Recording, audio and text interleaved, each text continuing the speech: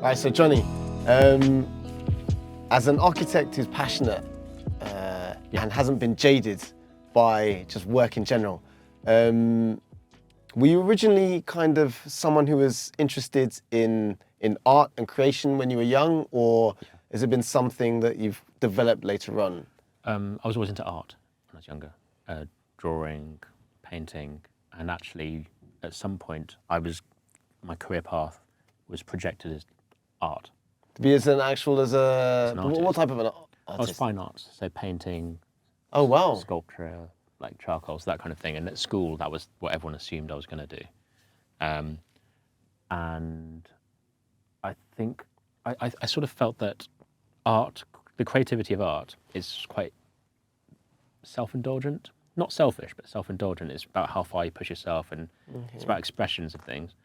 But I wanted to use the creativity to do something more. So I had sort of this altruistic idea that I could change the world through architecture. Okay. And I think most students out of university have that feeling too. They're going to change the world, they're going to do something big. And life is a bit like that. You kind of go through life until you figure out where you want to put your stick. And it's like that. You kind of figure out what's important to you and what you're going to try and change. And so for me, it was about using the creativity positively. And so were your parents interested in that type of world No, too? not at all. My dad, well, my background's quite different. So, my upbringing wasn't that different, but my parents were. Okay. So my dad's from Burma, and he came from Burma when he was 10. My mum's from Brunei. So Burma, I don't know if you know, it was a military dictatorship for a long time. It was a British colony for a while, and that's partly when they came in the 60s, was because it was a British colony at the time. And why did they originally decide to leave? Burma. Yeah. They were the family sort of escaped because it was going back to military dictatorship. Do you know, like Aung San Suu Kyi? So all my dad's family, majority of them escaped to UK, Australia, America, and then the ones that are there are still there. And UK because it was a British colony at the time. So that's what they chose. Okay.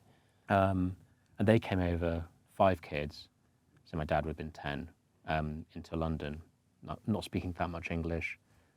The government only let them take out £50. So they went from a quite wealthy family in Burma to suddenly, they got some on the black market, but effectively a working class family in London. So they were originally quite well off? In Burma they were. And so that was quite a big shift for them. You know, they went from grandparents went from having lots of assistants, a maid per kid, to suddenly being parents in London. Wow. Yeah. And which part of London did they Ealing. move to? They moved to Ealing, Yeah. okay. And London back then was different too. I mean, I think people forget, but London's now a world-class city, very wealthy. In the 70s, it wasn't. Back then, London wasn't a rich city, and that's why you get so much grime in London. You get, especially in some of the central areas, look at these shops and think, how are they affording to be there? Yeah. It's because it wasn't a wealthy area. Okay. Even now, I mean, when I first moved to London, St Pancras, everyone wanted to knock it down. It was black. Do you remember? Yeah. Black, and round the back you get all those bars. That area was dodgy. No, it was horrendous. I mean, you'd see. I mean, until fairly recently. Yes. I mean, it was pretty grim. Only until they've started. Is it Granary Square or whatever? Drops Yard. Yeah. All of that. Yeah, but until then, it was pretty horrible. Yeah, it was only like 2011 that they refurbished St Pancras Hotel. Before that, everyone thought, let's lock it down. It's horrible. It's just this eyesore. So London wasn't a rich city, and back then, there was talking about very widespread of topics I'm covering, but racism back then was very different. The way that people talked about things was different. Back then, there was racism towards Irish people. Yeah. It wasn't just skin colour, it was accent, it was everything. So they grew up in a very different time. And my mum came from Brunei, which was a very wealthy Muslim country. The country's smaller than London. Wow. But then my parents met in Brunei, moved over here, and then had me and my brother. And so that was why your mum moved to the UK. It was for my dad. Yeah. Ah, okay. Yeah. Okay. But then my upbringing was quite privileged in the sense that even though my dad came from this kind of rough working class London upbringing, owning a corner shop. Actually, my granddad was meant to he'd been trained as a chef before coming here, so the purpose was to set up a restaurant. But then he was quite lazy, so instead he bought a car, and they ran a corner shop. So they ran a corner shop and just ran riot in Ealing, these 5 boys, and then managed to work their way up, and then sent me and my brother to private school. so you know, I kind of, it's one of those where I have to recognise the privilege I've had. You know, when you talk about how I got into architecture, actually it was quite a traditional route. It was through GCSEs, A-levels and university. Most people wouldn't have been able to afford to do that.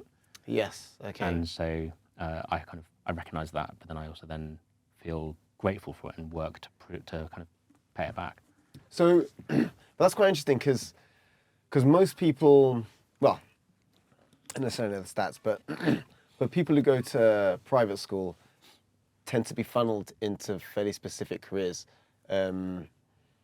whereas yours is, well, initially it seems like it's a career that's obviously based around arts. Yeah. Were you pushed in any way to any of the traditional subjects, either sciences or maths? Yes, or I did even physics, maths, Okay. For A-levels, art, maths, physics, Spanish. Ah. Yeah, 4. And were you always, but at that stage, were you always drawn towards more artistic Arts, yeah. I spent subjects? my evenings in an art studio or in a terrible band. We were trying to like make it as a band. But yeah, in creativity. And so I spent a lot of my time in art studios. So at the time I was thinking it was going to be art, and then I had this shift where I wanted to do something more, and architecture kind of fell into architecture that way. And how did you find private school? Because it's an experience that not many people will be familiar with. Yeah. In the UK. I'm not sure the percentage. I think it's about 8%. Exactly. Of people. But you don't actually realise attend at the private time. You come out of school thinking it's you don't realise it's only 8%. So it is very privileged. I think talking about private schools is quite tricky right now. There's a lot of stigma against it. There's a lot of emotion that people have with it. I think it's a shame because actually there's a lot of lessons that should be learned from private schools that should be applied to all schools. And the obvious answer, everyone says, well, it's because they've got money, or you know, obviously they're going to, but actually there's lots of social things that matter.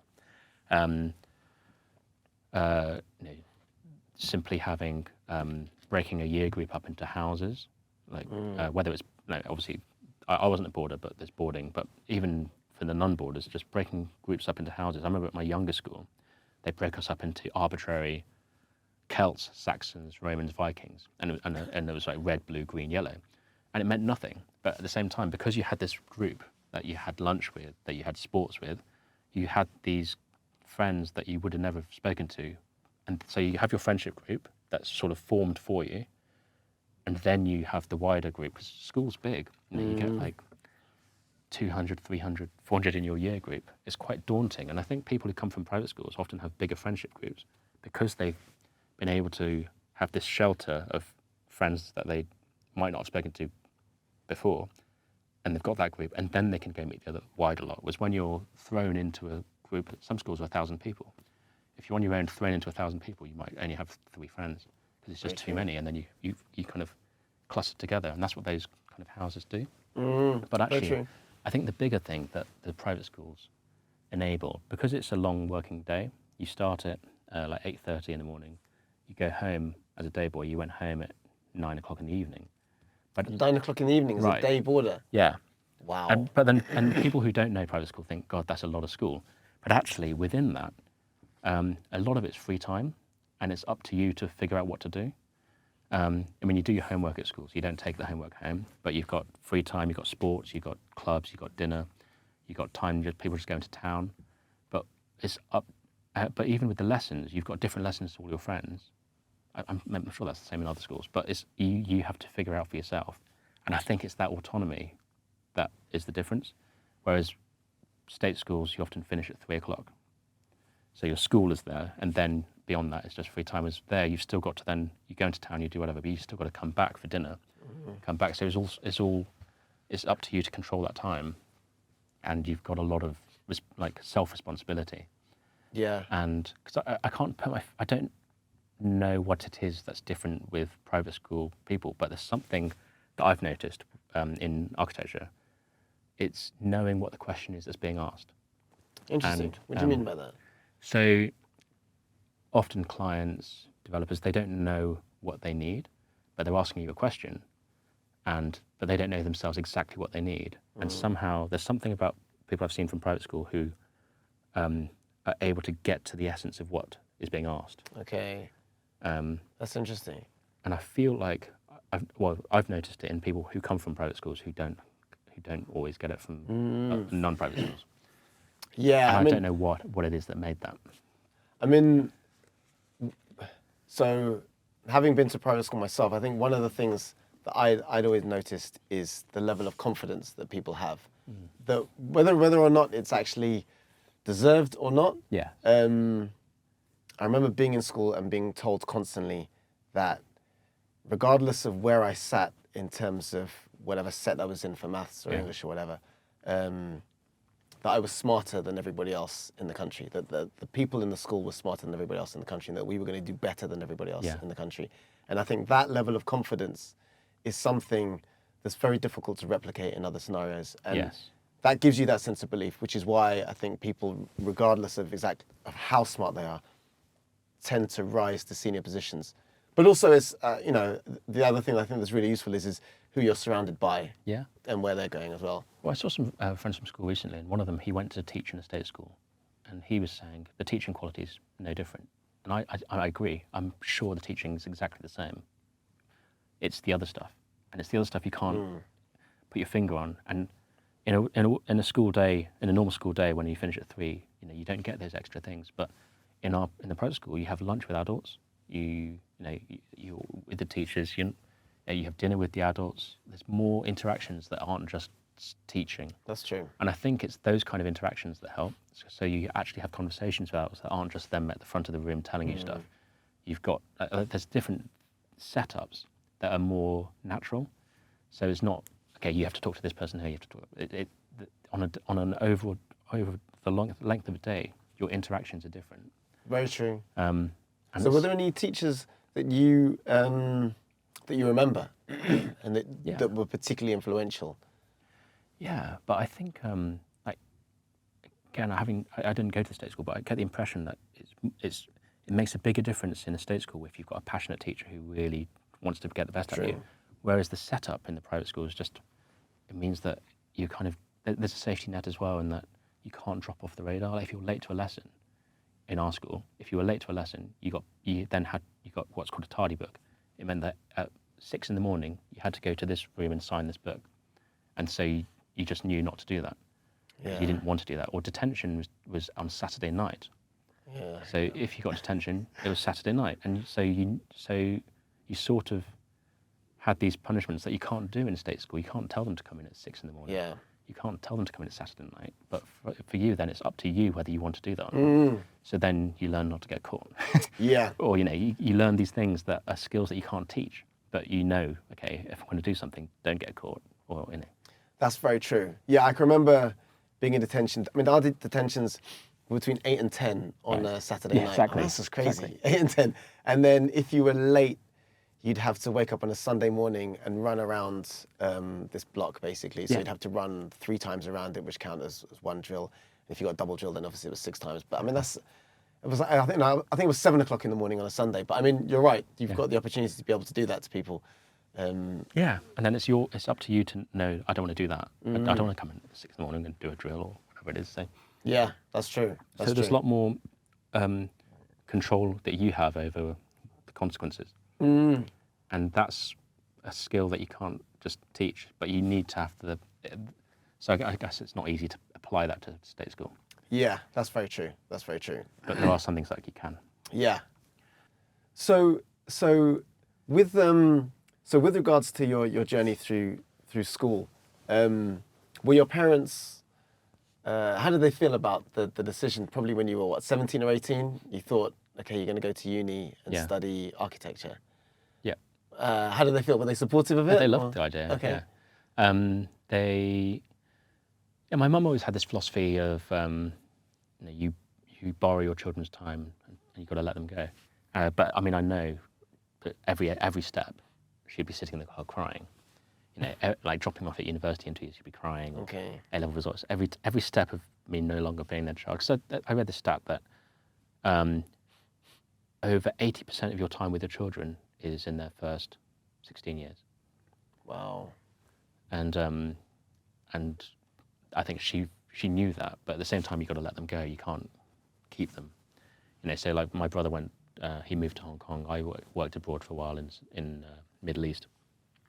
And I knew that deep down she probably hated that, but at the same time also felt pride at the fact that they'd given us this freedom. Now, I went traveling for 7 months in like Costa Rica and Nicaragua, and it never once I thought, oh, I should give them a call. It's really bad, and in a way it's good that for her, like she must have felt like it was her parenting or their parenting that let us feel that freedom. But now with hindsight, you think, actually, I felt bad because they really did have to just let us go. Yeah, but that's a really quite unique approach to parenting. Yeah. Where did she develop that from? I'm presuming your dad was the same. There's this poet. It's quite a well-known Indian poet. I can't think of the name. Tagore, is it? Some Rabin something other Tagore. Gabriel, is it? Oh, you'll know the guy. Where it was something. I can't think. Yeah, I know who you're talking about. Though, But yeah. There's the line that he did, which is like you borrow their time and then you let them go. It's that kind of thing. It's hard as a parent. You kind of.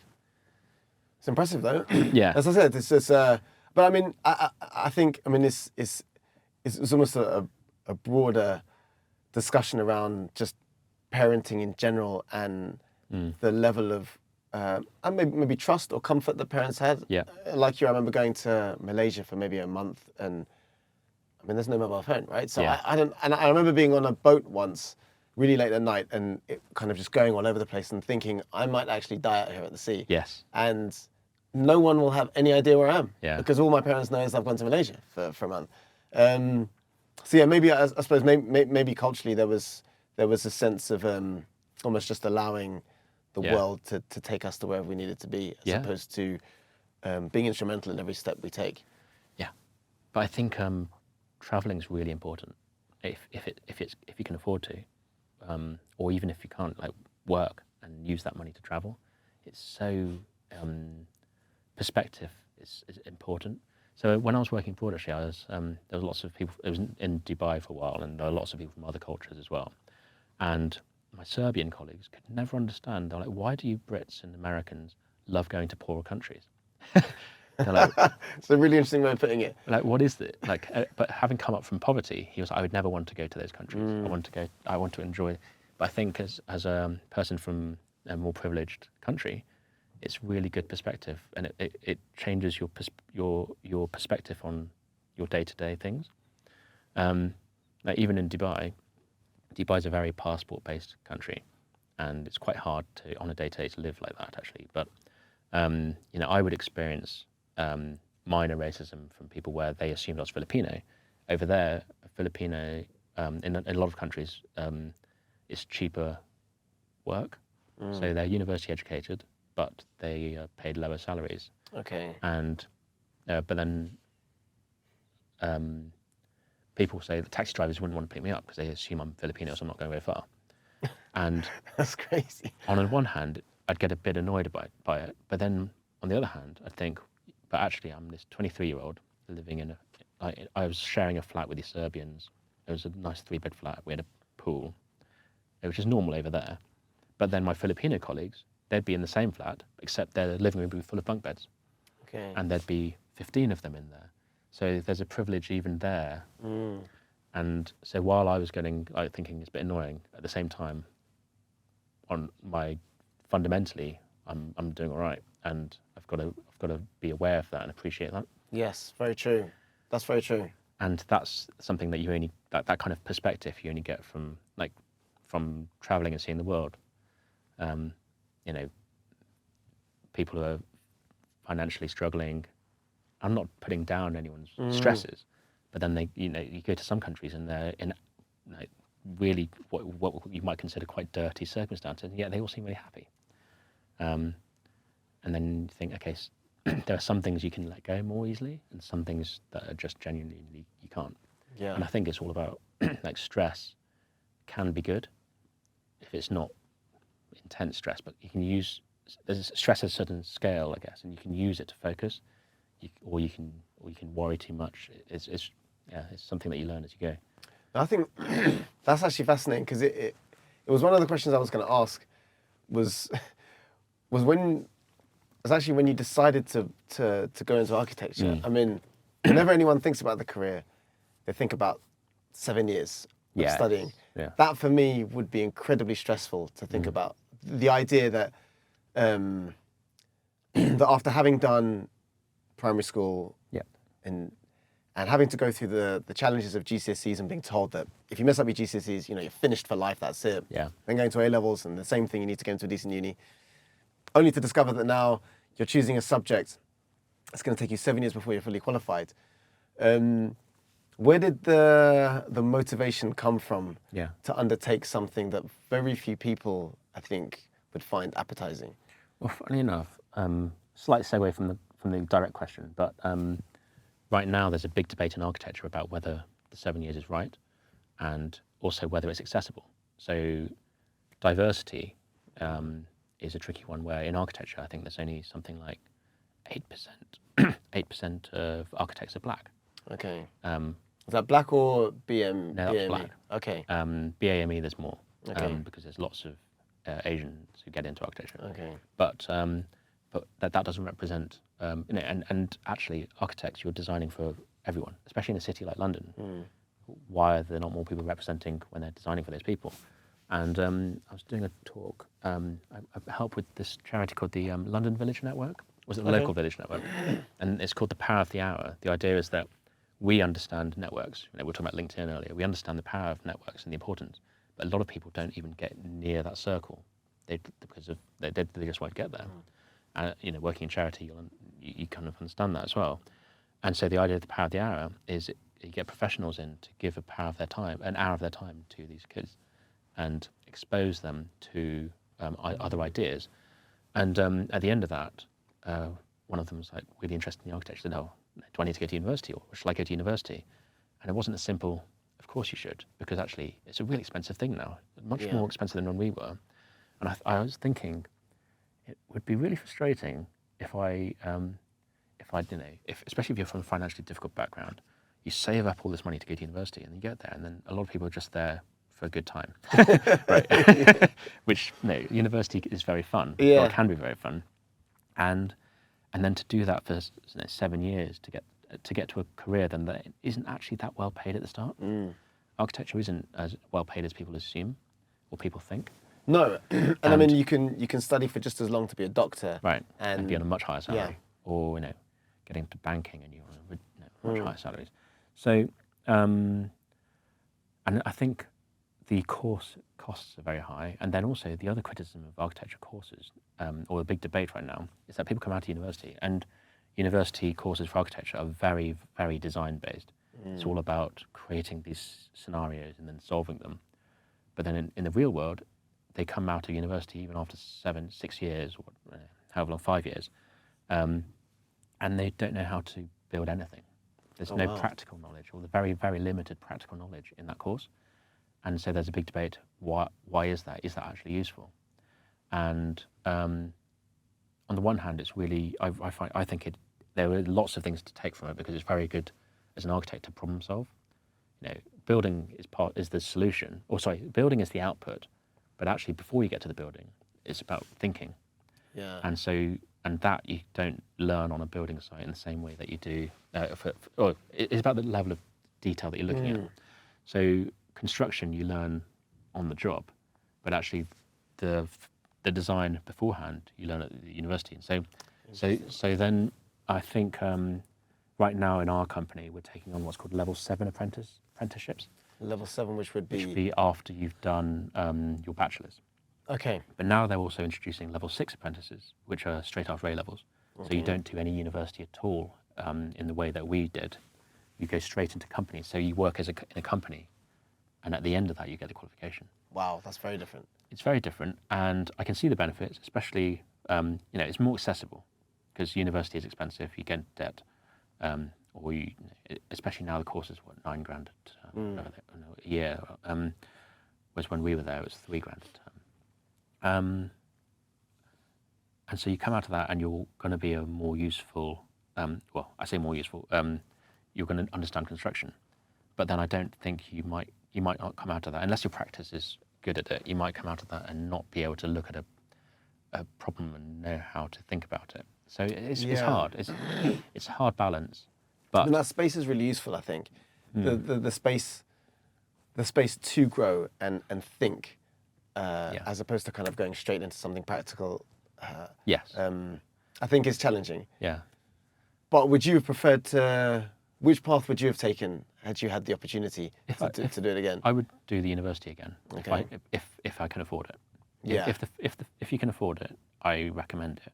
But there's a mix. I'd maybe do the bachelor's and then do level 7, which is what a lot of my team are now doing.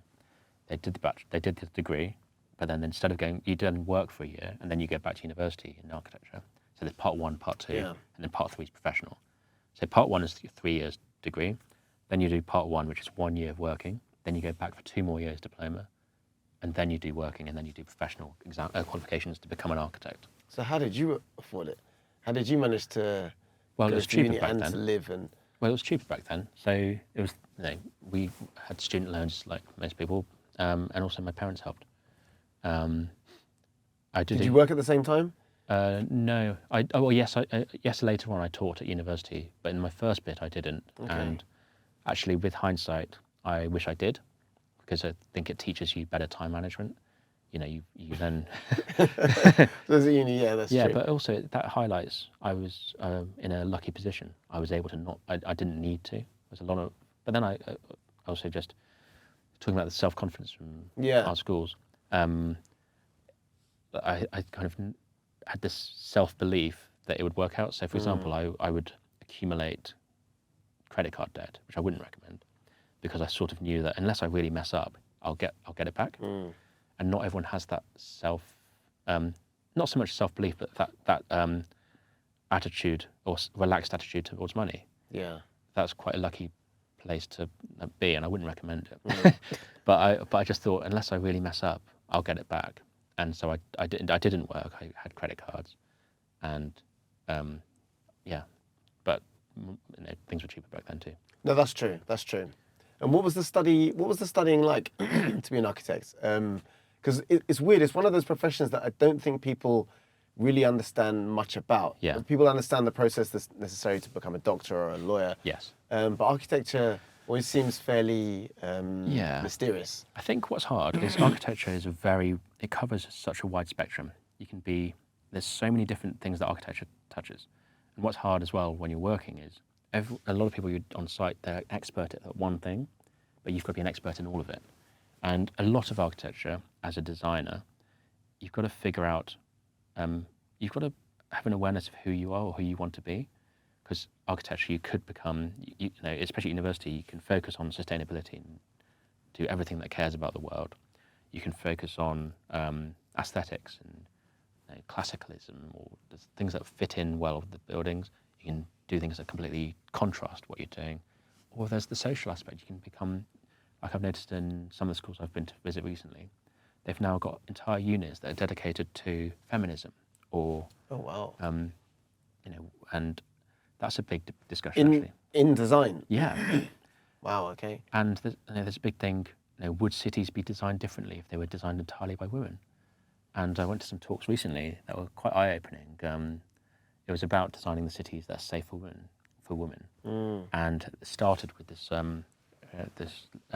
she said, right, she put on the screen these list of things that girls might do, or people might do, if they don't feel safe. Do you ever walk in the centre of the road so you're not close to a tree? Do you ever text your friends before you're leaving somewhere? All of these things, and it went from simple things like that, which are quite light, I'm just texting to make sure that you know I'm on the way, to do you only take routes that are lit by pavements? Do you ever carry your keys in your fist just in case? Like to the more fearful ones. And you all pressed a button, and all the guys in the room basically did a couple of things like text people, but some of the girls, they did all these things that are fearful. And then it's what makes a city feel safer, or what makes a city, and it's not just whether it's safe or not. does it feel safe? Yes. Because it might be safe to walk down that alleyway, but it might not be. Nine times out of 10, you'll probably be fine walking down that alleyway, but it doesn't feel safe. And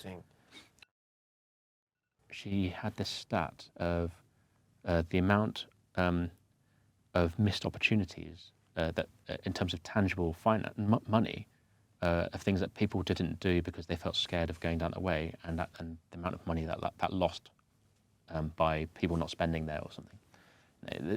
That's fascinating. I never really thought, I never ever considered. I mean, now you've mentioned it, it seems obvious. Yeah. And there was another one where, near Liverpool Street, there's a big square there. It's like, is it called Broadgate? Oh, yeah. And they used to call it, basically, it got redesigned recently by a female architect, and Deborah Saunt. And before that, it was kind of nicknamed the cesspit of bankers. It was entirely male space. And so she did a load of research to understand what would make women feel safer in that space. And that some of it is to do with the width of the path, distance that you can get past a man without being too close. Some of it, what would make you want to sit in this space as well, was one of the questions. So they've changed the seating area, right? That's right. I've seen it, so it's not like a pyramid, but it's kind of different levels. And when you look there, it has succeeded. There are more females. There's more diverse people there. And part of it is having space where people can't just run behind you. Some of it is actually always being able to see two routes of escape. Now, these kind of things guys might not think about in the same way. I mean, there's obvious ones where, I wouldn't walk down a pitch black alleyway. But the more obvious ones that you wouldn't think about, and girls often do think about. And and that's what I mean about going back to the diversity thing.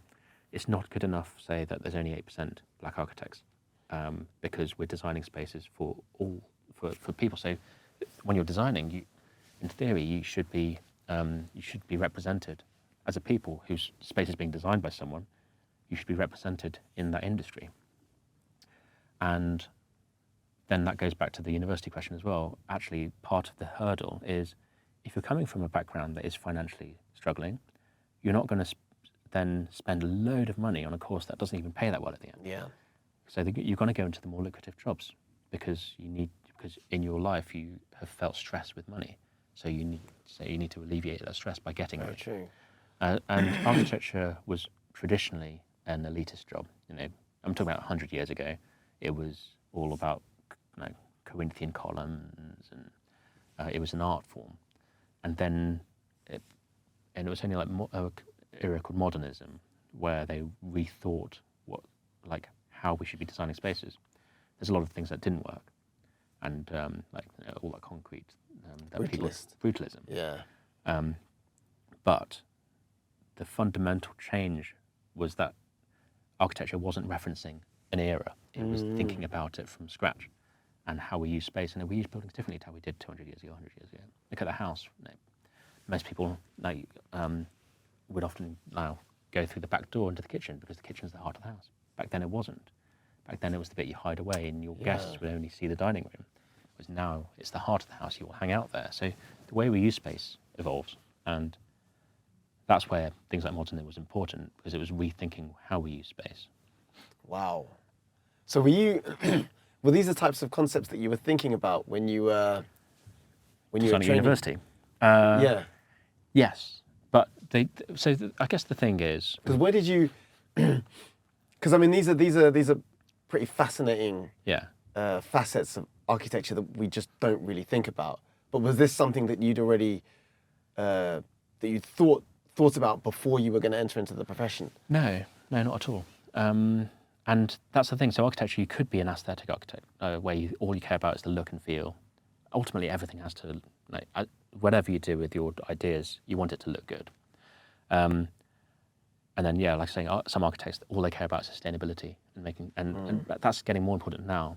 When I was at university, it was one of they were like, at the university you have different, they call it different units, and each unit has a different theme. So it's up to you to choose which unit you go to. One of them at the time was called continuity, which is about making sure that the buildings felt right that you design. one of them was all about sustainability, and it was called biomimetics. It was borrowing ideas from nature, and at the time people didn't see it as important as they do now, because now climate issues are much more prevalent. And then some were just about materiality and the use of materials. Was that now, to me, that feels superficial because it's just about materials. That's the end bit. But at the time, it was a big part of like the work that came out of that unit. Looked amazing because they taught us about the materials and what they were using. And actually, ultimately, you end up doing that because you need to know, but everything overlaps eventually. But at university, all those ideas are taken apart as one thing, and you focus on it, and that's your theme. But then actually, everything kind of connects. Yeah, that makes sense. And so once you'd, because you're a director now, right? Yeah. Which is pretty impressive. It's Thanks. so how did you make the transition from effectively being in education for what, talking about, nearly 2 decades effectively, Yeah. and then out into the world of work, and completely changing that mindset to now being in an environment in which you're being judged by different criteria and you have slightly different aspirations. Can you tell me a bit about that? Yeah. And well, my first job was in the Middle East, in Dubai. And Did you intentionally choose to go to Dubai? I chose between London and Dubai. So Okay. I was applying to jobs both in London and Dubai. And Dubai at the time excited me. So that time, when would that have been? What year was that? 2007. Okay, so it was, it was still burgeoning, but it wasn't quite. Yeah, the it's tallest not building what it wasn't is. finished yet. Yeah. The metro wasn't finished yet. The metro wasn't started yet. Our company designed that. Oh wow. It was a smaller city. And that's what was exciting. It was a new city. So I felt like there was a good opportunity to see how to design a city from scratch. And that's actually something that's always interesting with, say, American cities, which are gridded to cities in Europe, which are not, and what is more successful. I prefer the feel of more organic streets, for example. Not to drive around, but I know. Right. Yeah. But yeah. And there's lots of thinking about how did that happen? How, like in a gridded city, how do you create an identity on a street that's going to be different from that one there when they're all the same? And how does that happen? And Dubai, well, as it happens, because it's such a hot country, there is no street in the same way there is here. There is no street life. It's all in malls because, well, and it's sort of like a tiered thing where, I guess class is maybe the right word. Right, it's all passport based, and so depending on your tier, is whether you're basically in a car or whether you're walking. But most people don't walk. And your life is in malls and it's in destinations. So once you're in a destination, it's all designed. So you've got these false streets, all these false markets. Yeah, I'd seen. That makes so much sense. I went to Kuwait, and there's I think it's the largest mall in the Middle East or something. Right. Isn't there? And it was fashioned as, they'd have kind of road names on the walkways. I was really confused. Kind of didn't really understand why they were doing that, but it makes perfect sense now because you're almost trying to create that community feel in an indoor environment. But as a first job, it was great because it was multinational. I was working with South Africans, with Australians, with Filipinos, Indians, like Bangladeshis, all over the world, everyone, Chinese, and then Middle Eastern. And that, I think, as a life experience is invaluable because there's lots of people who don't get the opportunity to travel abroad and experience other cultures, and then you end up having this quite insular view of what you think is acceptable or not. And that's where people get, if someone's culture is different, but then you don't see it until they come to your world, then it looks different. Whereas when you're in their world, you have to adapt and immerse. Like a simple one, like in Asia, I still don't quite get it, but you'd be on a bus and then you get hit by something and it's someone cutting their nail and it's hit. And even now, even though I accept things, I don't like that. But being in Asia, being in that part of Asia, you kind of got to go with the flow. But if someone did that on a bus in London, and you've never experienced other cultures, you'd have a go. Yeah. And that's maybe a bad example because I still don't like it over there. But No, but even the personal space, I feel like is really important. Whenever I'm queuing, whenever I'm in India, people will stand right next to me when they're queuing, and instantly I feel threatened to a certain extent. I feel like you're in my personal space, but I have to remember that that's not necessarily the case. But in the UK, unless you're on the London Underground, you really aren't that close to people. We're very good at being able to be distant from other people in England. Yeah. I mean, I remember, again, in Dubai, there's an outdoor cinema and you all get a beanbag and you sit there. And the place is empty, like there's plenty of space. And then I suddenly feel nudging this Indian guy's using my cushion with me. I was like, well, there's loads of cushions here. But it's just, a thing. Yeah. Kind of going back to the question, which is about working and transitioning and getting into work and rising the professional thing. Again, with architecture, it's such a wide spectrum. So you could get my company there, IDUS. They're a big multinational company. They've got lots of offices around the world. So my office was 120 people. You can go to some places where you're only working with one architect and there's two of you. And then there's everything in between.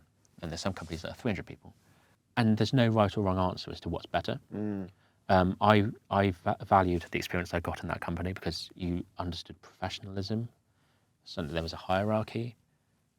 You saw the tiers, and what that means was in smaller companies it's sort of less important because it's just you all in the same room together. Yeah. But suddenly in this office you've got the art directors there, the associates here, and then each project is structured, and there's lots of good things to take from that. But I didn't want my career to be in a massive company like that. I wanted to take more ownership. So then I worked there for a year and a half, worked on some amazing stuff, and then when I came to London, I joined a company as the 8th person because I wanted to then. Wow. I was doing these massive things. I was doing these skyscrapers. I was doing crazy, like what over here would be crazy projects. Yeah. But then I thought I wouldn't know how to build my own house, and that's ultimately something I'd love to do, and I still want to do. And I thought I wouldn't know where to start with a house, and so when I came back to London, I specifically looked for smaller companies where I could learn the detail, and I've been lucky that company that I joined I'm still at, because I thought, okay, I'll do this, I'll do small projects for a while, and then I'll move to another company and learn different, that's actually something I've noticed the younger generation do more, is they're quite transactional. They'll go to a company, learn one thing, go to another company, learn another thing, but there's a lot to be said for actually staying and really embedding and actually becoming responsible for things too. Again, there's no right or wrong answer, but I was lucky that the company I joined, DMFK, I went as the 8th person, and then now we're 46 people. Yeah, it's grown a lot, even in the last year and a half. Yeah, since COVID, it's grown actually. Yeah, we were 22 people in COVID. But then, I'm sure I heard that in architecture, there's a struggle for, I suppose, for staff members. So how is it that your company's managed to grow and sustain itself at the same time? Yeah, it's tricky growing. I mean, even when we were small at 8 people, there was no structure. It was kind of we were all there together. There were 3 founding directors who obviously are the more senior, but other than that, there was no hierarchy.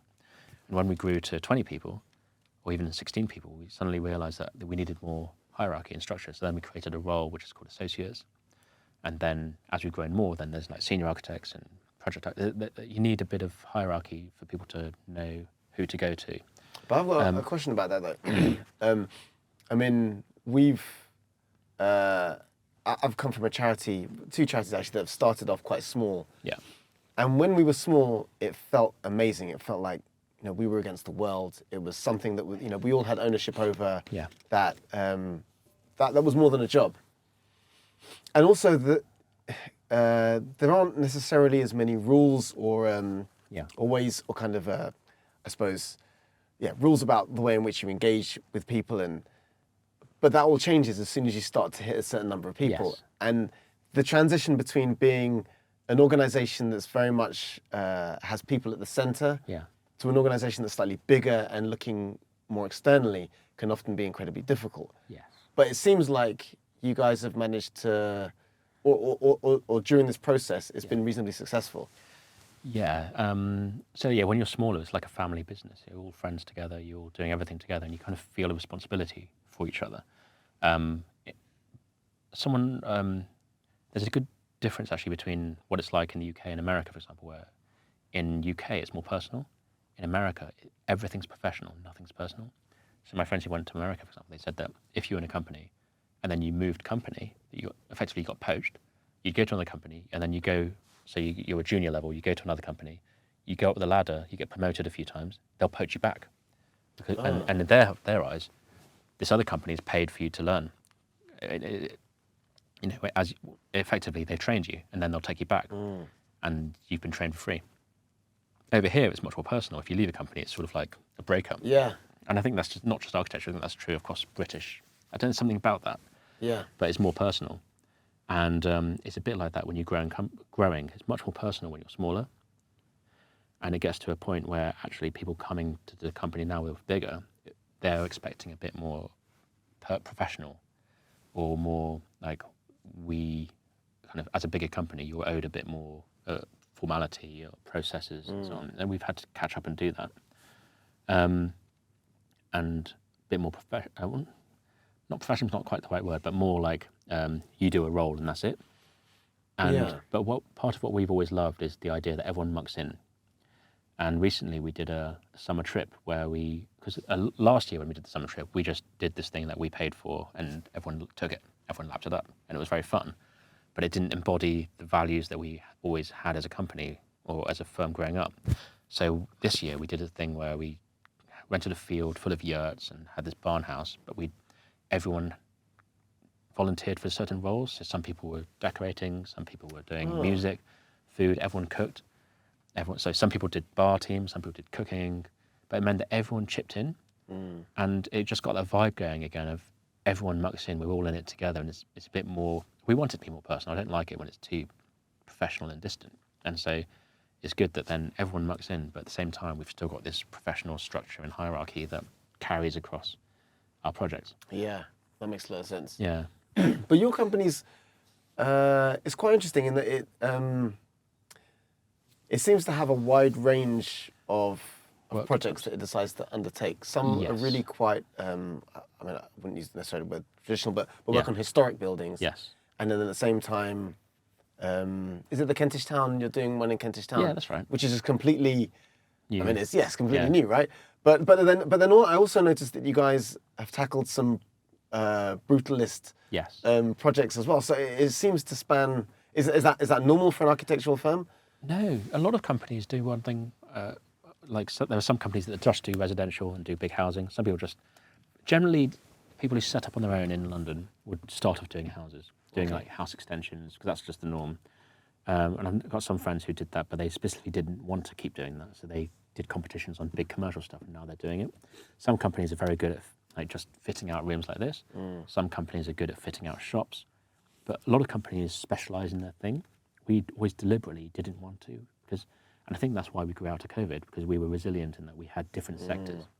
We do commercial, we do residential, we do, we've done some synagogues. I'm on my fourth synagogue. Yeah, I've seen that as well. Doing historic buildings, doing listed buildings. And because of that, we've always had a diverse group of clients. And I think what I like about that is it keeps it interesting, but also every project is a new thing to solve. And all of our projects fundamentally come from a simple diagram that unlocks it. And that's what we always see as the value that we bring, is unlocking something. But also at the end, we have good output, we're good designers as well. So the buildings look nice, but sometimes you get buildings or like rooms or buildings that are beautiful, but actually don't quite make sense. Like the plan doesn't make sense.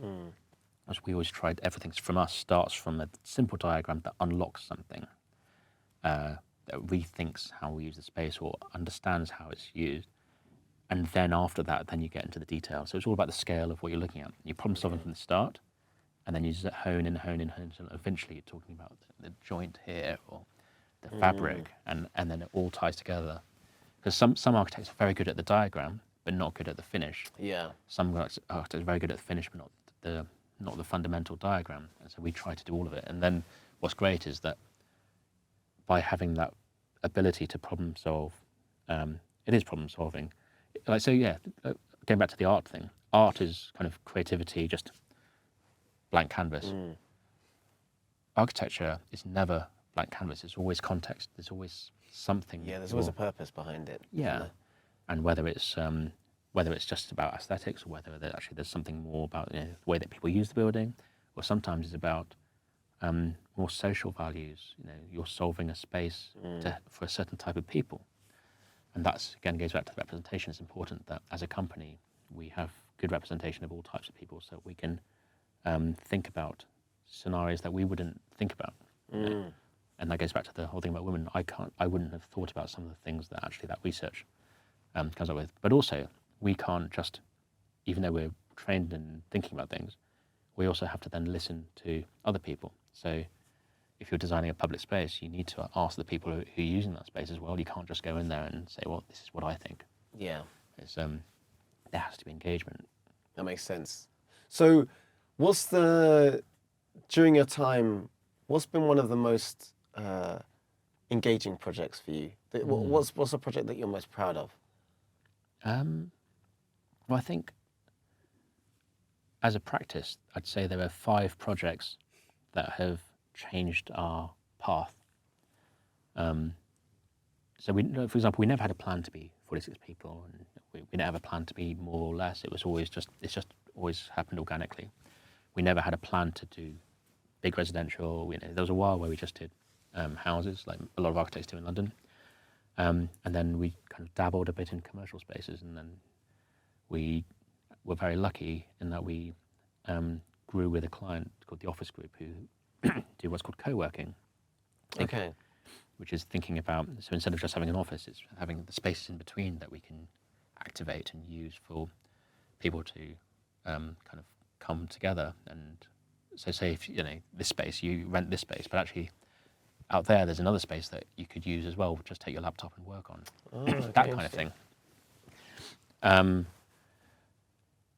And then right now we're doing very big schemes. So we've just done a scheme in Hayes, which is like 500 units.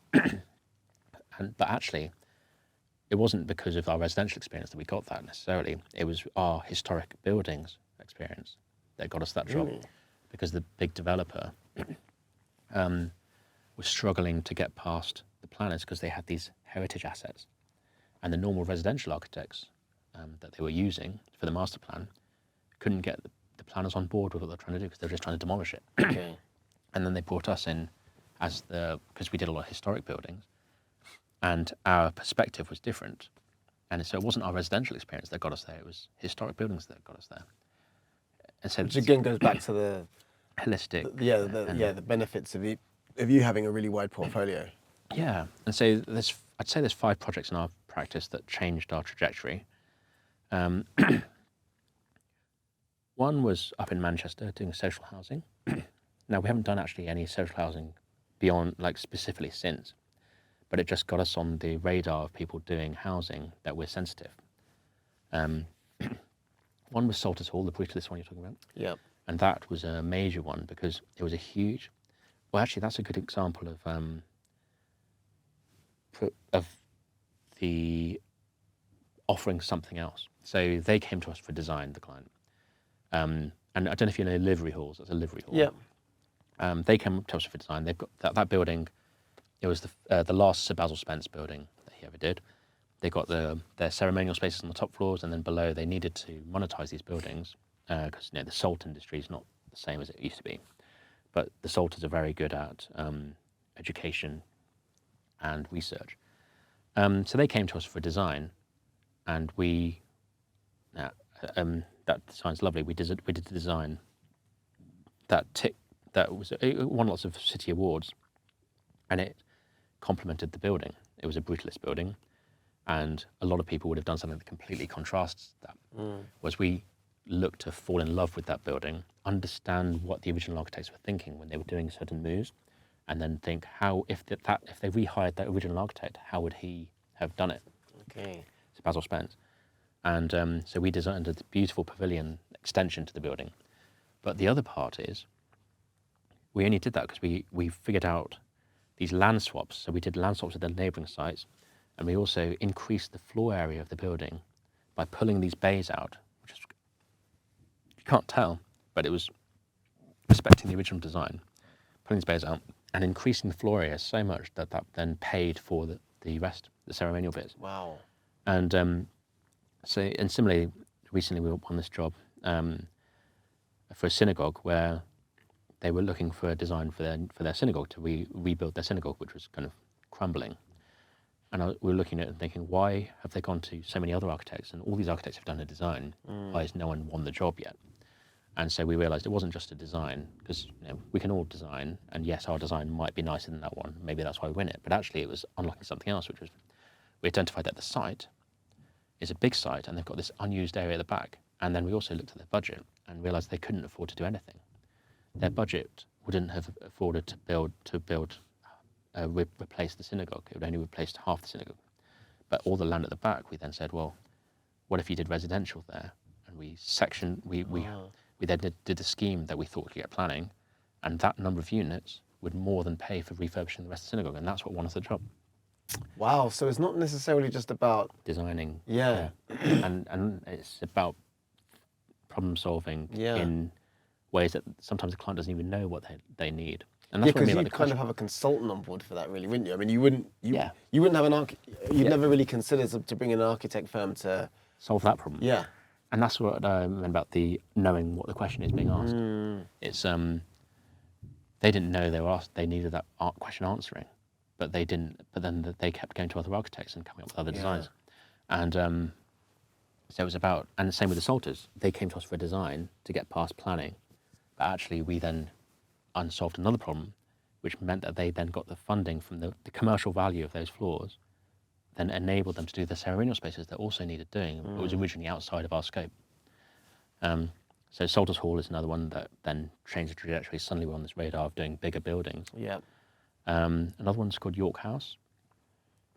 So Salters Hall I worked on. York House, I did the early stage competition, but I can't take credit for the amazing design that happened later. And that one was another one. It was co-working, but it was that client used to just buy spaces and do them up, and they were nice spaces. But this was the first time they bought a full building, and again, we were up against other architects. It was competition, and the building is near King's Cross, and it's just this kind of dark maroon brick. Where is that? So it's from King's Cross. If you go up towards Islington, yeah. So there on the right, it's got this lattice brickwork. Okay. But so that building before was sort of very anonymous. It was set back from the road. It was this dark brick with brown windows. No one looked twice at it. So all our competitors on that competition knocked it down. But we instead thought, well, again, we were thinking, what's the question being asked? And everyone else is going to be knocking it down because it's a terrible building. We instead looked to fall in love with the building, realised that someone had really tried to design something special, and it just, because it was done in the 60s or 70s, it was just a symptom of that time. Yeah. So instead, we then designed it, and extended it in a way that would complement the original building, but also restore the original building to what it should be. And then we did this brickwork extension. Again, someone could have done something completely different in glass and done something that contrasts the building, which is often what people do. They'll contrast the building completely to show something new. We did something that felt like it belonged to the building, but also was completely new. Yeah.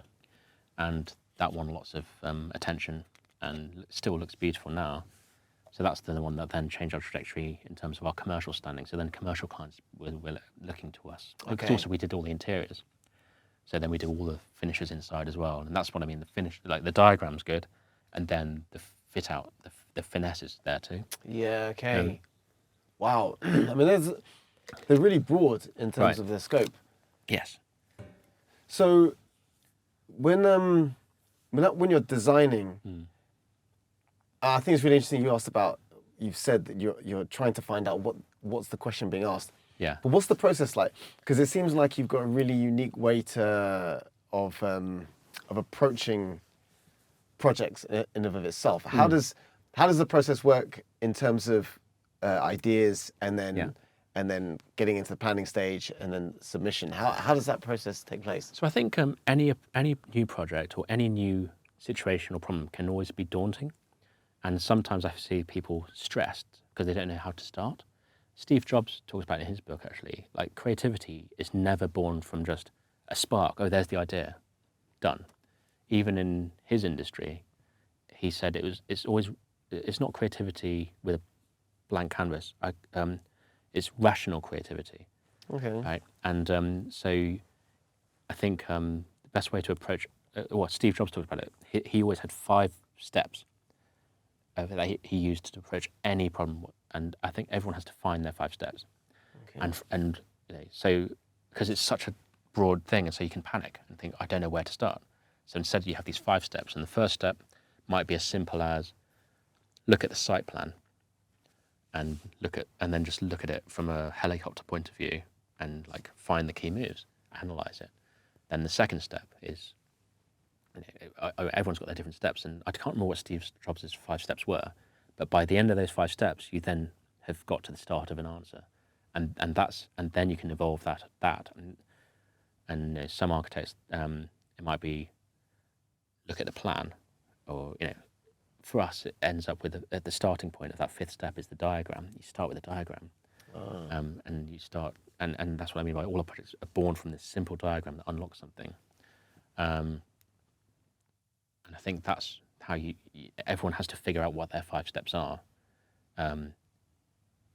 Like for us, like I say, we looked at the overall picture, the design, but then also the commercial aspect. We're designers with commercial sensibilities. Not everyone has that, or not. Yeah, and that's something the clients have said as well. They like us because we can design good buildings, but there's also sensibilities there that others don't always have. They're too purist about wanting this material, and there's always a kind of wiggle room and grey area where you've got to understand what's more important and compromise. Yes, that's so. One thing is how does the environment or I suppose environmental considerations impact what you do, or does it impact what you do? Massively. So right now it's more important than ever, and now it's getting embedded into legislation as well.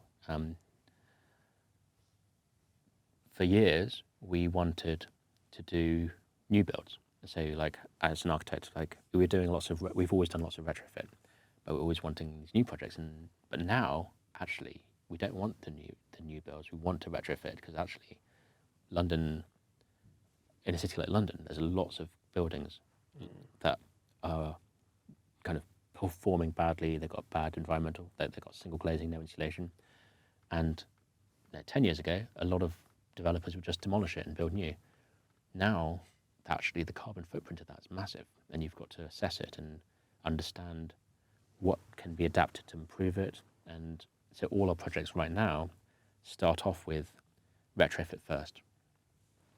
Can we keep the building? And that's but when we did York House, for example, that wasn't the fundamental reason why we did it. We did it because we were thinking about as designers, everyone else is going to be demolishing it. Actually, someone loved this building. Someone tried to design something here, and it didn't quite work, but we can make it work. Whereas now, actually, as well, it's the carbon. Like concrete is very carbon heavy. The environment's very important. But I saw a good debate recently with someone saying, right now it's all about timber buildings. Everyone's building timber buildings that can be dismantled. But what's more sustainable? Lots of buildings that are made out of timber that are dismantled 10 years later, or buildings that last for 200 years. That's a good point. Yeah.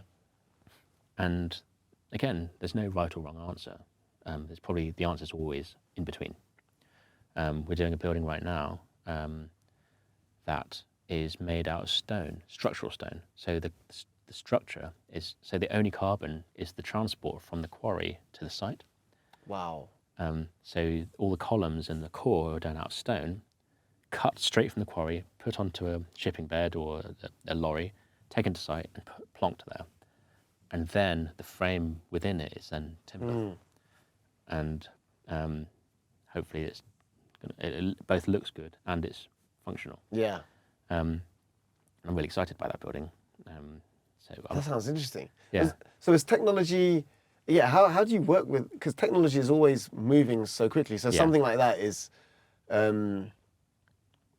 it's a different level of undertaking. It's almost a different mindset. Yeah. How do you guys incorporate technology into your projects, particularly as it moves so quickly?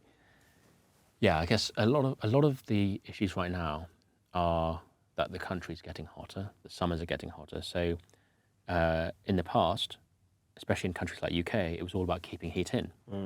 But then suddenly now, that's not good in our heat waves, where we've kept all the heat in. So I think technology is, we're not fully there yet, because legislation takes, or also building industry is slow. You have an idea, you get planning, which takes a year, and then you build it, and you design it to more detail. So it could be 3 years from the idea to building, and which time technology's changed, ideas have changed. So architecture and the built environment is a very slow responding industry. You know, like say right now, we need loads more housing, for example. And so everyone panics. It instructs loads more housing. Takes 5 years to build it, by which time maybe there's too much housing. Yeah. It's very hard to keep up. And so you just, on the one hand, you've got to design for the problem, but on the other hand, you've got to design for the future. Yeah. And that's where flexibility comes in. That's why it's getting more and more in the debate of designing buildings that can be adapted. Okay. So they talk a lot more about circular economy or circularity, where you design something that you know that you've designed specifically that can be dismantled or be reassembled or be reconfigured. So even the stone building that we're doing, that's the structure of the outside, but the inside, we've got these big open spans so that then any partitions, you can change it. So if we're currently designing it, say a food court, for example, from one part of it, if that doesn't work, we can subdivide it into offices. Okay.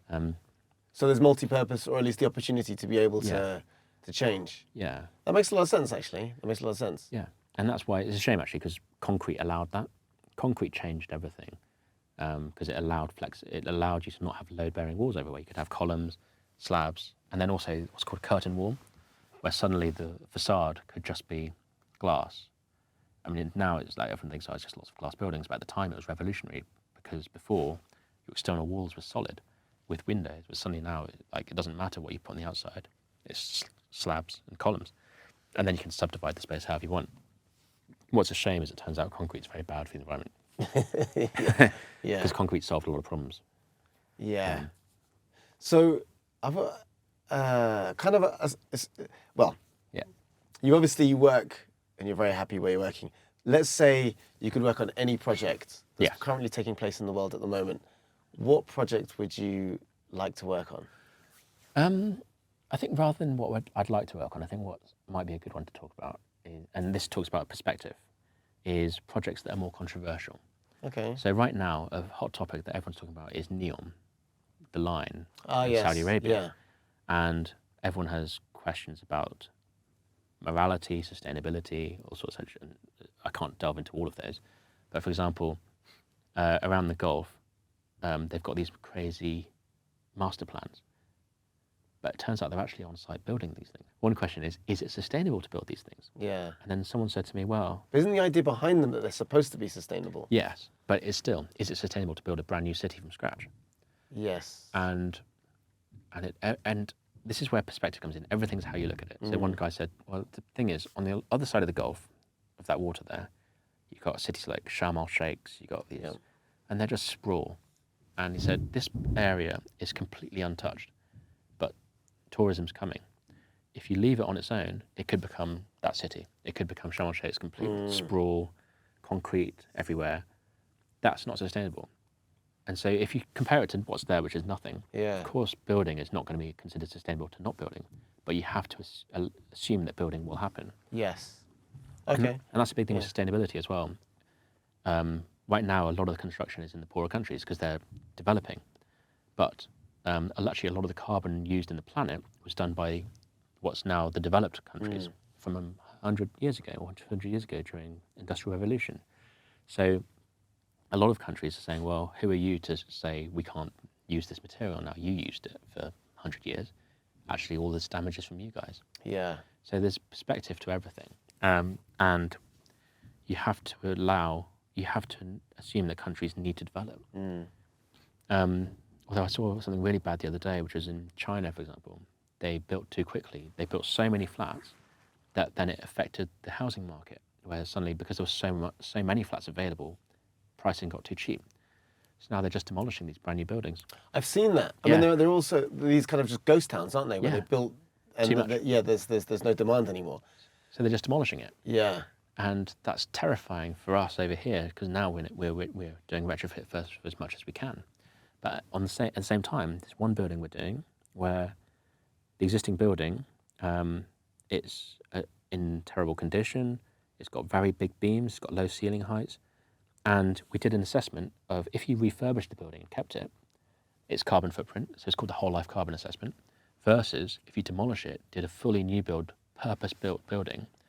Firstly, we can then double the area, because that part of London, I won't go into detail, but that part of London needs reinvigorating. So we're proposing this. Whereabouts is it? Which part of London is it? On the west side of Oxford Street. Okay. So that part of Oxford Street is in a bad condition. It's the east side of Oxford Street near Oxford Circus, further along, that's better condition. Yeah. But this part of Oxford Street isn't, and everyone's coming up with ways of reinvigorating it, and it needs improving. And this building will contribute to that. But right now, there's a massive debate about it's kind of like black and white. You're demolishing, so that's bad. Yeah. But actually, the whole life carbon of our building within 15 years would use less carbon than the refurbished version. Okay. And again, you can't leave the building as it is. It needs refurbishing. And that's the thing. So, and that's the same with these kind of places. You can't leave it as it is. It needs building. Yeah. There are people. So what's better? To not build, which you can't, but that's not the answer. So you have to build. So then you plan it properly. And so then they're saying, no, these guys are into sustainability, but they're also doing these projects, and they're saying you shouldn't be doing that project. And they're saying, actually, we should. It's better to be involved in the project and do it well than leave it to be done badly. That makes sense. That makes a lot of sense. And there's for example, there's a thing called Architects Declare, and it's about architects who are declaring their commitment to helping the climate emergency. And one of the founding members was Foster and Partners, and now they've been kicked off that group because they're doing airports. Okay. But they're saying, yes, but airports are a big part of the world. You can't just stop all airports. That's not good. Yeah, That's people not are going to realistic. fly, right? So what's better, to let airports keep being built badly, or think about them and build them in the most sustainable way possible? Everything's nuanced. Well, that's why, I mean, the line you raised is really interesting, because I think the idea is that there's no cars. Am I correct in saying? Something like that. I mean, And that you travel in a kind of an organised system. It looks like a spaceship. Yeah. I mean, personally, And it's raised, isn't it, so that it's all hyper dense. yeah. I like. It's weird because I suppose to the layperson, it doesn't make any sense. Yes. A city, it would make sense for it to be circular, so that access points are equidistant. Yeah. So I find it confusing to understand how something like that could work. Yeah, I don't fully get it either. But I guess one thing that I think is always a shame, for example, in our cities, is you get ownership. It's all to do with land ownership, right? In London, you get a red line, you get ownership there, and then they take it up. So you get all these tall buildings that aren't connected at all at the top. Yeah. And whereas actually part of the vision in the modernists, which is why you get these cities with these kind of walkways on first floor, is interconnectivity. Some of the modernist ideas were, they saw that firstly, everyone is moving to the cities, so we're going to be congested. Secondly, everyone's getting cars, so there's going to be traffic. So the idea was that you had these road networks on the ground floor with hyperspeed networks, like trains and faster motorways, and then all the public life was one floor above. So that's why you had these concrete bridges everywhere in like parts of the Barbican or Sheffield. And Ellsbury Estate. Right. Yeah. And the idea was a novel one. It was trying to solve problems. It was trying to have a pedestrian level that's not interrupted by cars. Because now, you're looking at pedestrianising Oxford Street or something, because you've got busy roads and then people trying to cross them. So they tried to keep cars below and people above. So why didn't that work though?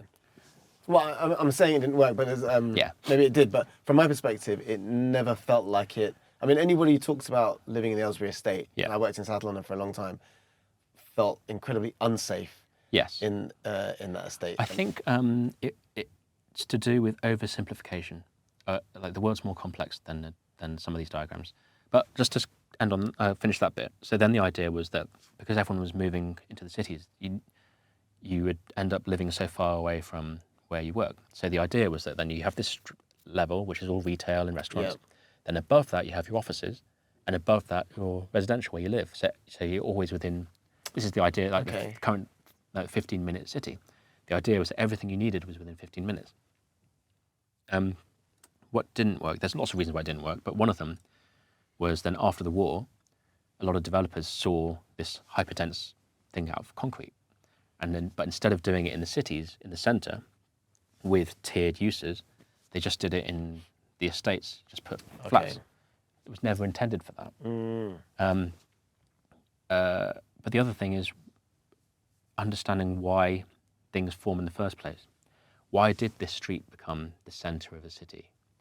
And it's not to do with, so you can't just design a street and say, oh, the cars are there, pedestrians there, and that's your street. You can't just dictate it like that. Yeah. Cities are evolving, they're organic. And so there's this thing, it was called, this book I read, it was called Emergence, The Connected Lives Between Ants, the Brain, and the City. And the idea is that, say with ants, individually, they're stupid, but they've got a set of rules. But when you look at an ant's collective and treat that as a single organism, it displays intelligence, it learns. And the city is the same. Like each of our decisions on a day-to-day, you can't think it makes anything, but collectively, millions of people's decisions change the city. And so like that street became the street because it had networks, it had people on, it was easily connected by trade. Usually it was to do with trade. So you can't just say, let's pedestrianize that street, because actually part of what made that street is the connection to networks, to the deliveries, to the road. And so it's not as simple as saying, let's pedestrianize Oxford Street, because actually that Oxford Street formed that way because it was this perfect connection of people and cars, or people and, maybe not necessarily cars, connection to a network. Yeah, that makes a lot of sense. And so as soon as you take that big thing away that made it a reason, maybe it will just end up this empty pedestrianised street. Yeah, that's true. So it's hard to know what the answer is. So a couple of, 2 or 3 final questions I wanted to ask. Firstly, what do you think London's going to look like architecturally? It's a big question. Yeah. In the next 20 or 30 years. Because there's so much going on, so much being built at the moment. I mean, this part of London in itself is just completely new, and a lot of it also appears quite empty as well, and quite soulless. But at the same time, there are some really exciting projects taking place. Yeah. So, how do you think it's going to look, and also how do you think it's going to impact the way in which we live in the city? So, when I was leaving university, a friend of mine was like, "Oh, you know what London needs? It's tall buildings." He said it doesn't feel like a city's a city without tall buildings. At the time, London didn't have any tall buildings, really. Canary Wharf was over there. And I remember saying, I don't know if I agree. And then now you look, and I don't like the fact that you've got all these tall buildings that are just a shape made out of glass and pulled up. And that's what I mean about the land ownership thing. It feels like there needs to be more cohesion. So one thing, the NEOM, I don't fully get NEOM either, it's like the line. Yeah. But actually one thing that they are solving is because it's all owned by Saudi, they don't have the land ownership where everything's just a shape and then everyone's doing different things. There's a cohesion to it, whether it's right or not, it's something else. So I feel like one thing that London needs, if they're doing the tall buildings, is they need to start, is there any way of connecting at the top levels? So you're not simply going up, down, up, down. You look at cities like Hong Kong. So again, and also London is very much, that's owned by one developer, and that's rented to offices. That's owned by another developer. But you go to cities like that are more naturally tall, like Hong Kong. You go to that building, and then on the 40th floor, you've got a restaurant. Yeah. And you go there, and you've got a view down, and the city has somehow managed to, like the street life, has managed to inhabit these tall buildings in a way that it won't here because it's so controlled. So I love the street. I think it's like that is the essence of a city, and that's why some cities, partly because they're too hot, but when it's too controlled and just in malls, I feel like it hasn't got the soul that you have. Like you walk around Soho or Fitzrovia, there's a soul to the city. And same when you go to gridded cities, they try to create these things, but actually part of it was organic, and that's the thing, you can't control it. It is organic. Some parts of London, like Coldrops Yard, they're brilliant, but also sometimes they're quite empty. Yeah. I think they've over-curated maybe what the shops, and I wonder what would happen if they release the controls on what goes there. On the one hand, it might end up, you get one Sainsbury's that takes over the whole thing. Yeah. But on the other hand, it might become more like, actually, maybe that is destined to be a food and beverage area and not for retail, and retail should be somewhere else. And so I don't think you can control the city in the way that people think. Yeah. You've got to let it breathe and figure itself out. But then isn't that quite, it doesn't necessarily contradict, but I mean, if you're an architect, Yes. How do you then allow growth and at the same time plan something that you want to have an intended consequence? Yeah. You create niches. So you're designing spaces for people to inhabit, because you can't dictate. Okay. Same with, and I guess it's the same when you're designing someone's house. Ultimately, you're designing their house. So you've got, so if they want something done that way, you've got to do it. You kind of try and convince them to do something, but eventually they're the one who lives there and wants it. With the city, you can try and convince people that this is the next F&B, like this is the place to be. But ultimately, if they don't want to be there, they'll go somewhere else. Yeah. And then you've got to have allowed for that to change its use and become an office, it's organic. Yeah, that makes sense. And so for yourself, because you've, I mean, as I said, you're in a really senior position. You've done some really amazing projects. Where do you see yourself in about 10 years from now? If you're not retired by then. Yeah, tricky question. I mean, personally, my ultimate goal right now is to build my own home with my family, and it'll be like in nature, in woods and greenery, some kind of courtyard home, that kind of thing. But as a career, I don't know. I love the work of someone like Peter Barber, for example. I don't know if you heard of him. No. All of his work is geared towards building social housing.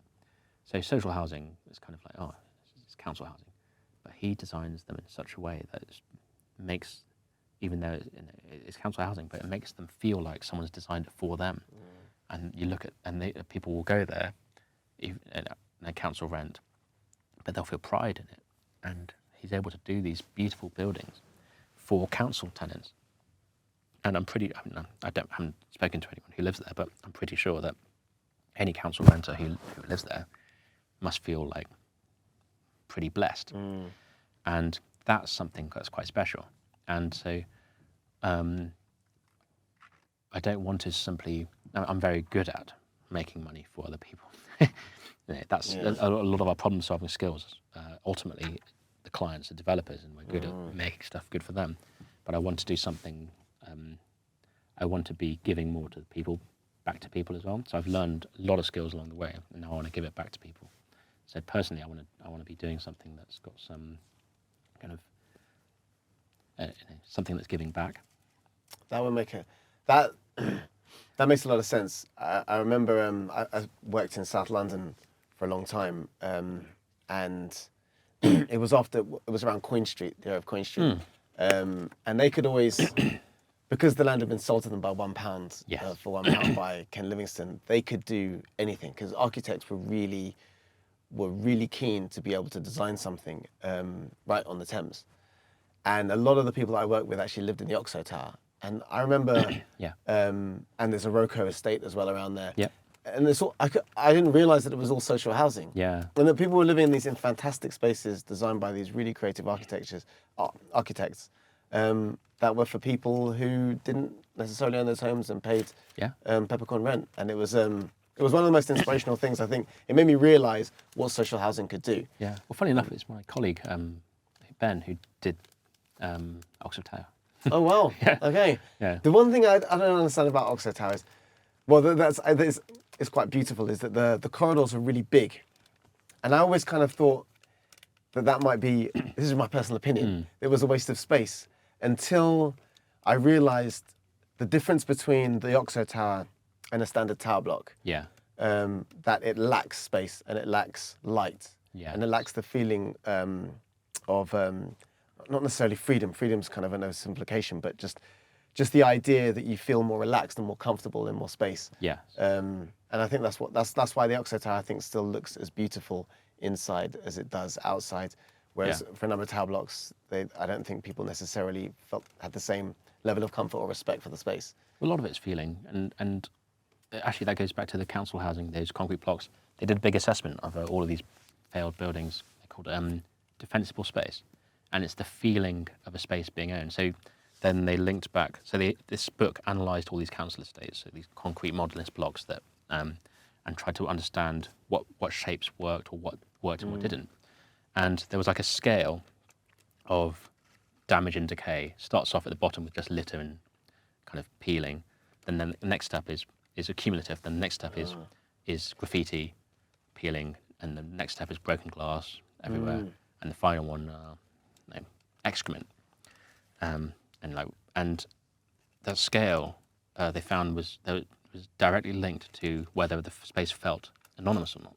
And by that I mean, so say an L shape, on the outside was where it was bad, on the inside was where it was better, because they were overlooked by all these people.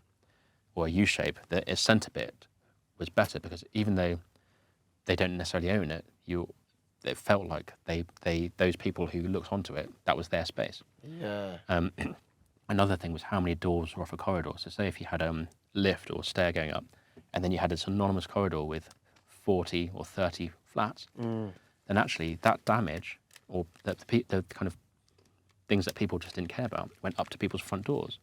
Whereas in your house or in a smaller building, that it felt like people own that corridor. Whereas when you got 40 flats down it, no one owns it. So it's a sense of accountability, right, effectively. Yeah. That makes sense.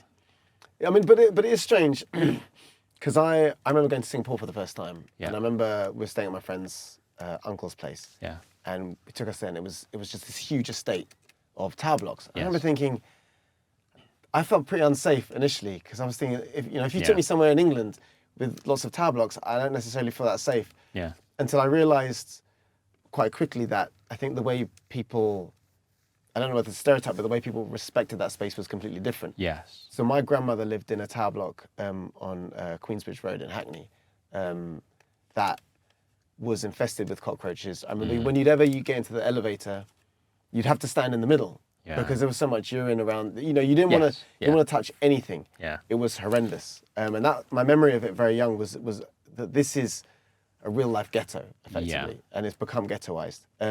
But maybe there's a way culturally in which we respect certain spaces, because it didn't feel like that was the case in Singapore with very similar designs.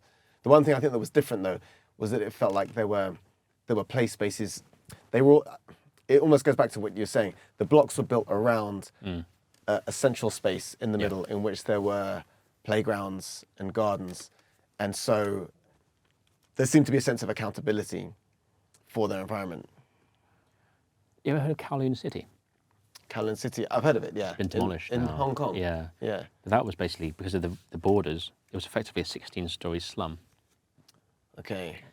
As an architect and urbanist, I can look at it romantically and think, wow, it was beautiful, because there was a doctor on the 16th floor, there was a restaurant on the 18th floor here, and it was all slum streets. But obviously there was a lot of crime, a lot of drugs and problems. But something about it, it was just inhabited space. It wasn't designed. So that's the great thing I talk about with the organic things. It wasn't designed. Someone built that bit, someone built that bit, and it just all built up together. And I wonder if, if you try to design it, whether that would be better or worse. Yeah. Yeah, it's interesting. I think, there's definitely a kind of a tension. Yeah. So in terms of a young person being interested in getting into architecture, what advice would you give to them? I think, firstly, it's why you want to be an architect. And I think a lot of people, and myself included, wanted to make a difference. And I think it's good in architecture to have an early idea of who you are and who you want to be, because that will play into your work. I mean, architecture, it's a very wide spectrum. You can be a designer, you can get into detail, you can be just good on site, or you can be an all-rounder. But then it comes into what kind of designs. Do you want to be doing homes? Do you want to be doing social homes? Do you want to be doing offices? Do you want to do interiors? It's very widespread. But at the beginning, I'd say, while it's, yes, on the one hand, I would try and have an idea of what you're trying to achieve. But on the other hand, you're always learning. So try and get as wide a spectrum as possible. If you know that you think you'll end up doing kind of this type of work, then start off doing something else. Go to a bigger company or go to a smaller company, do the opposite of what you want to end up doing. So you gain experience in something you won't end up doing. Okay. You don't want to be pigeonholed and just do one thing forever, or maybe you do. But if you want to do houses forever, then start off doing commercial, or do something to get a different perspective and different ideas. Because I think everything, all your experience, will change how you do something. Wow, that makes sense. Yeah. And where can people find out about your company or your socials? Yeah, so DMFK, Delta Mother Foxtrot Kilo. Where's the name come from? It was Demet's Forbes and Knight. It's the 3 founding partners. Oh, so, okay. Julian Demet's, Paul Forbes, Ben Knight, Demet's Forbes Knight. Okay. But actually, so get these big architects like Richard Rogers or Zaha Hadid, and a lot of them then struggle at the end to endure past their founders. So like Richard Rogers, he changed his company to Rogers Stirk Harbour, and unfortunately, Richard passed away. But then because he had set up for a while, the rest of the name his legacy lives on. Whereas you get other companies who never change the name, and then their kind of clients still want them, and actually they've moved on. For us, we're a relatively young company. The 3 founding partners are 50, 51. And then the next tier, we're in our 30s. Yeah. So we are more and more calling ourselves DMFK as a brand, as opposed to Demet's Nights. And then it doesn't need to change lettering down the line. I don't need to add W to it. And also our identity. It's good not to have a fixed idea. We've never had a fixed idea of what our design should be. Every project is different, and that's something that shows in our work. We always end up with good quality projects, but they're all very different. And I think it's important that we didn't have a style that we apply to all our projects, because our clients don't want that building on their site. They want their building. Yeah, that makes a lot of sense. But I think, being adaptable is really important. Being able to learn from anything, and then humility, knowing not everyone has the answers. Yeah. One thing I really like in our company is, and I think that's hard, but easier when you've got partners. So they're the 3 founding partners. They were 3 friends who set everything up equally between them, and they set up, because in the room when we were smaller, they still always asked each other questions. You bounce off each other, and so there's always the feeling in our office that you can always ask questions, and no one, I ask questions, all of us ask questions, and I think it's harder when you've got a sole lead.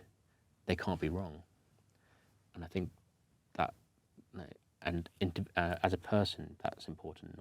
You can't always be right. You've got to be able to learn from it and learn from other people, and it's also okay to say, I'm not sure. As long as you can think about how you get to the answer, that's what's important. Yeah, makes sense. Jonny, thank you so much. Yeah, I'm sorry, I don't think I answered all your questions. No, you did. But, thank you so much. Fantastic. Thank you.